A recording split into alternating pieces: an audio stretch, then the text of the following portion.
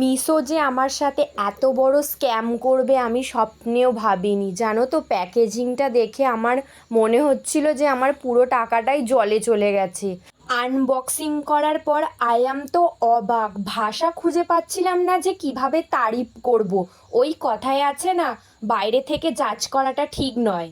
মিশো কিভাবে পারে মাত্র 237 টাকায় এত সুন্দর ব্যাগ, আমি যেরকমটা দেখেছিলাম ঠিক সেরকমটাই এসেছে।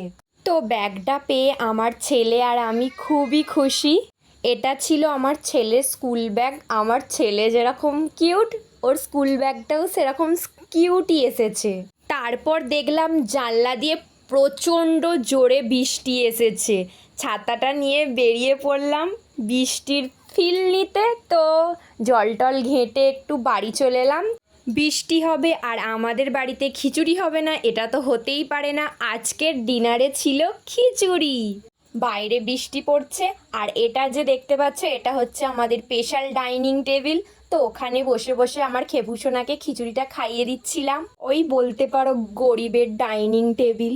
বৃষ্টির দিনে খিচুড়ি হলে তো দারুণ লাগে, কিন্তু খিচুড়িটা দারুণ হয়েও ছিল। তারপর খেপুসোনা আমার সাথে একটু হাসি মজা আর খুনসুটি করছিল। তো এইভাবেই আমার সারা দিনটা কেটে যায়। তো আজকের ভিডিওটা এই পর্যন্তই, দেখা হচ্ছে পরবর্তী ভিডিওতে। Bye bye guys.